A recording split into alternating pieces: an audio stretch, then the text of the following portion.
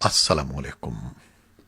پاکستان میں اس وقت شام کے 7، بھارت میں 7:30 اور یہاں ہمارے اسٹوڈیوز کی گھڑیوں میں صبح کے 10 بج رہے ہیں۔ وائس آف امریکہ واشنگٹن کی اردو سروس سے میں ہوں خالد حمید، خبروں کے ایک بلیٹن کے ساتھ۔ پاکستان میں گزشتہ 24 گھنٹوں میں کرونا وائرس کے مزید 50 مریض دم توڑ گئے ہیں، جبکہ 3,344 نئے کیسز رپورٹ ہوئے ہیں۔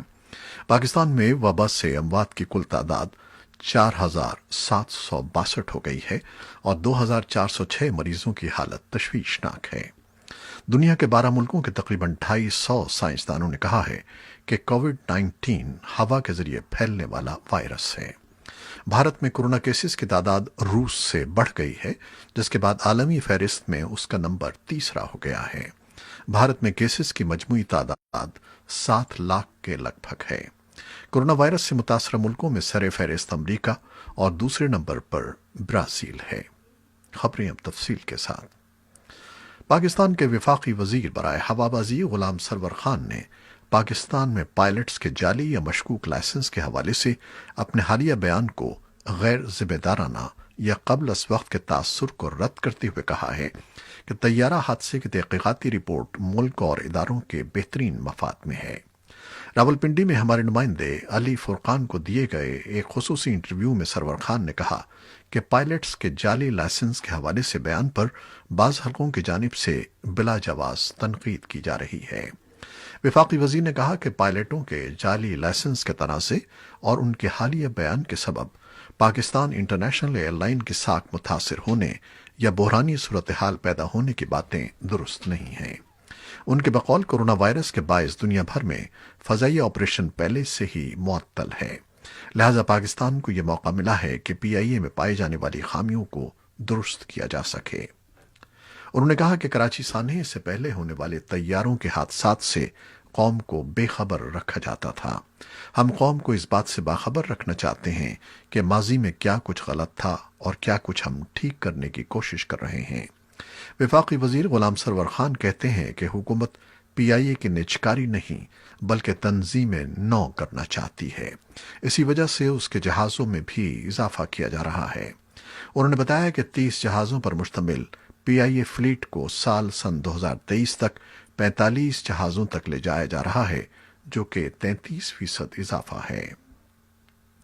پاکستان میں الیکٹرانک میڈیا کو ریگولیٹ کرنے والی اتھارٹی پیمرا کی جانب سے لائسنس معطل کرنے کے بعد ایک نجی ٹی وی کی انتظامیہ نے چینل 24 نیوز کو بند اور 965 ملازمین کو ملازمت سے فارغ کرنے کے لیے نوٹسز جاری کر دیے ہیں۔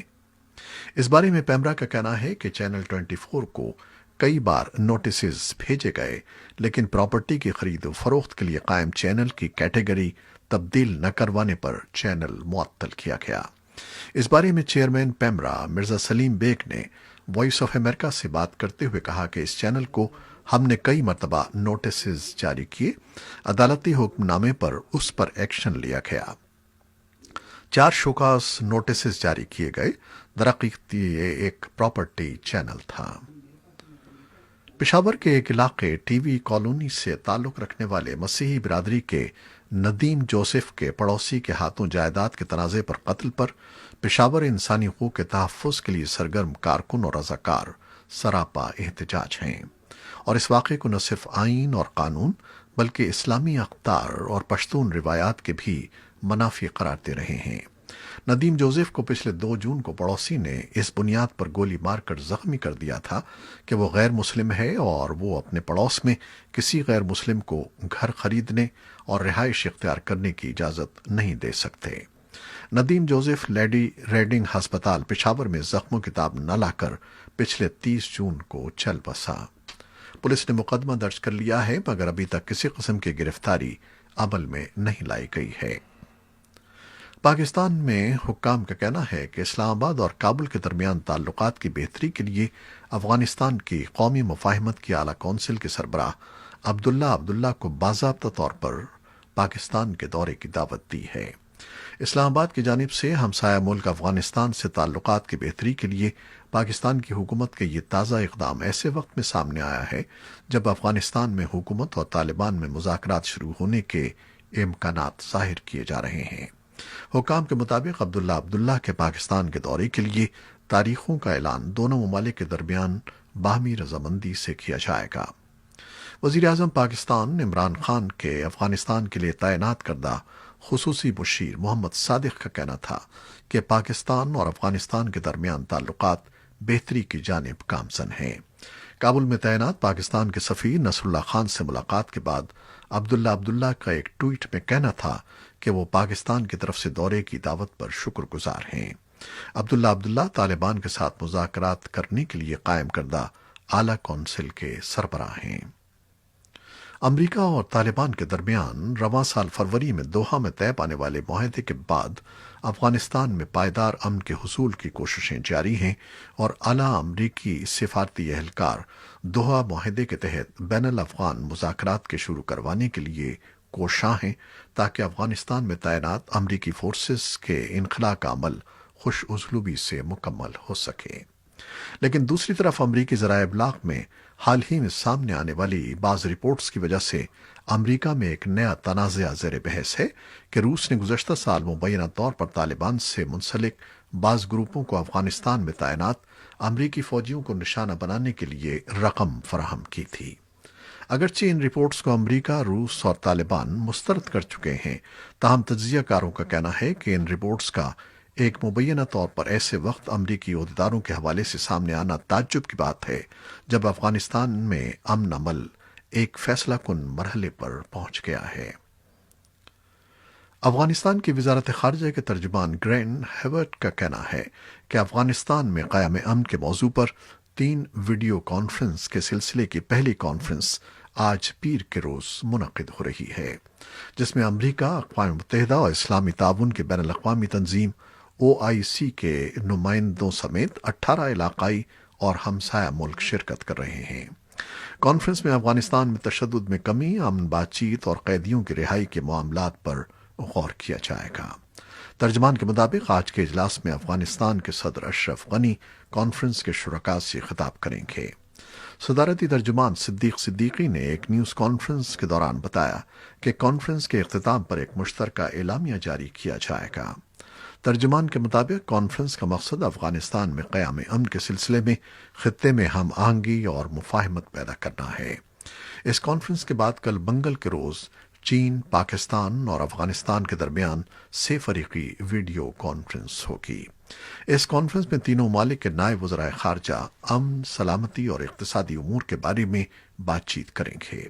اس کے بعد جمعرات کے روز تیسری کانفرنس کا انعقاد کیا جائے گا، جس میں افغانستان کو امداد فراہم کرنے والے ممالک اور تنظیمیں شرکت کریں گی۔ افغان حکومت نے فیصلہ کیا ہے کہ طالبان کی طرف سے رہائی کے لیے فراہم کردہ 5000 قیدیوں کی فہرست میں سے 600 قیدیوں کو رہا نہیں کیا جائے گا۔ افغان حکومت کا کہنا ہے کہ ان قیدیوں کو طالبان سے تعلق کے بجائے ان کے جرائم پر مبنی ماضی کی بنیاد پر گرفتار کیا گیا تھا۔ افغانستان کے لیے امریکہ کے خصوصی سفیر زلمے خلیلزاد نے طالبان کے ساتھ امن معاہدے کے اقتصادی فوائد کو اجاگر کیا ہے۔ خلیلزاد ایک ہفتے سے امن سمجھوتے پر عمل درآمد کی راہ ہموار کرنے کے لیے خطے کا دورہ کر رہے تھے۔ افغانستان کے لیے امریکہ کے خصوصی ایلچی زلمے خلیلزاد اپنے ایک ہفتے کے دورے میں ازبکستان، پاکستان اور قطر گئے۔ قطر میں انہوں نے طالبان رہنماؤں سے تفصیلی تبادلہ خیال کیا۔ پہلی مرتبہ ان کے ہمراہ امریکہ کی بین الاقوامی ترقیاتی مالیاتی کارپوریشن کے سربراہ ایڈم بوئلر بھی تھے۔ خلیلزاد نے یہ تفصیل نہیں بتائی کہ اقتصادی منصوبوں کی نوعیت کیا ہوگی اور کس طرح معیشت کو سہارا دیں گے، تاہم انہوں نے اشارہ دیا کہ انفراسٹرکچر اور تجارت کے شعبوں میں مشترکہ سرمایہ کاری ہوگی اور ان میں قطر اور پاکستان بھی شامل ہوں گے۔ انہوں نے طالبان کے ترجمان ذبیح اللہ مجاہد نے بر صغیر ہند و پاکستان میں القاعدہ کے ساتھ رابطوں کی تردید کی ہے اور کہا ہے کہ ہم اس سمجھوتے پر عمل درآمد کا عزم رکھتے ہیں۔ ہرچند کہ خلیلزاد کا یہ سفارتی مشن ختم ہو گیا ہے، مگر اس کے بعد بھی طالبان اور افغان حکومت کے درمیان براہ راست مذاکرات کی تاریخ طے نہیں ہو سکی ہے۔ امریکی سفیر نے زور دیا ہے کہ زیر التوا مسائل کو جلد از جلد طے کرنے کے لیے مذاکرات شروع کیے جا سکیں۔ सऊदी अरब की हुकूमत ने अय्याम हज के दौरान कोरोना वायरस के फैलाव को रोकने के पेश नज़र आज़मीन हज के लिए हिदायतनामा जारी कर दिया है। सऊदी अरब की सरकारी न्यूज़ एजेंसी के मुताबिक हज के दौरान आज़मीन के इज्तिमा और मुलाकातों पर पाबंदी होगी। सऊदी अरब ने गुज़श्ता माह ऐलान किया था कि कोरोना वायरस के बायस इस बार सिर्फ 1000 मकामी अफराद को ही हज की इजाज़त होगी। दुनिया भर से लाखों आज़मीन हर साल हज के लिए सऊदी अरब जाते हैं।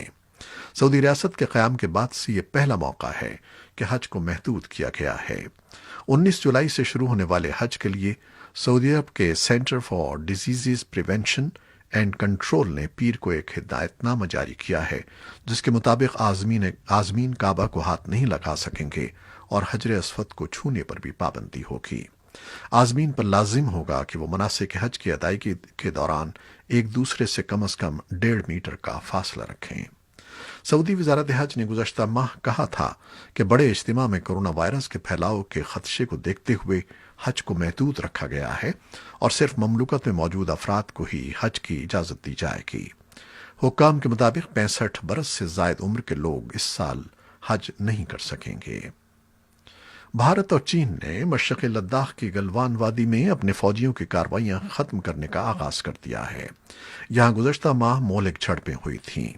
फौजी ज़राए ने दक्कन हेरल्ड को बताया है कि गलवान में कार्रवाई खत्म करने की इब्तिदा हो चुकी है और पेट्रोल पॉइंट 14 के इलाके में स्ट्रक्चर्स को हटा दिया गया है। इस मकाम पर 15 जून को होने वाली लड़ाई में 20 भारतीय फौजी हलाक हुए थे, जबकि चीनी फौजियों को पहुंचने वाले जानी नुकसान का तयन नहीं हुआ। दोनों मुल्कों के दरमियान मुज़ाकरात के मुतादिद अदवार के बाद पीर के रोज ये कार्रवाई अमल में लाई गई है। भारत के ज़ेर इंतज़ाम कश्मीर में हुकूमत की नई मीडिया पॉलिसी के खिलाफ सहाफ़ियों और ज़राए इब्लाग के दूसरे नुमाइंदों ने पीर को दारुल हुकूमत श्रीनगर में एक एहतजाजी मुजाहरा किया। मकामी सहाफ़ियों का कहना है कि इलाके की इंतज़ामिया ने हाल ही में जो मीडिया पॉलिसी वज़ा करके मंजर आम पर लाई है, वो आज़ादी सहाफ़त पर एक बड़ा और खुला वार है। इन सहाफ़ियों के एक नुमाइंदे ने वॉइस ऑफ अमेरिका के साथ गुफ्तगू में इल्ज़ाम लगाया कि हुकूमत ने बाज़ ऐसे ब्यूरोक्रेट्स की ईमा पर यह नाक़िस मीडिया पॉलिसी तैयार की है जो आज़ादी इजहार का गला घोंट कर अपनी नाअहली और रिश्वतखोरी पर पर्दा डालना चाहते हैं। तहाँ बाज़ दूसरे सहाफ़ियों का कहना था कि हुकूमत नहीं चाहती कि ज़राए इब्लाग मारूज़ी अंदाज अपनाकर शोरज़दा इलाके में रूनुमा होने वाले वाक़यात और हालात के बारे में बैरूनी दुनिया को बाखबर रखें। ये थी वो खबरें जो फेसबुक लाइव पर हमने आपके लिए पेश की। वेबसाइट और हमारे यूट्यूब पर यह बुलेटिन पोस्ट कर दिया जाता है ताकि आप इसे बाद में भी देख सकें। खालिद हमीद को भी इजाज़त दीजिएगा। अल्लाह हाफ़िज़।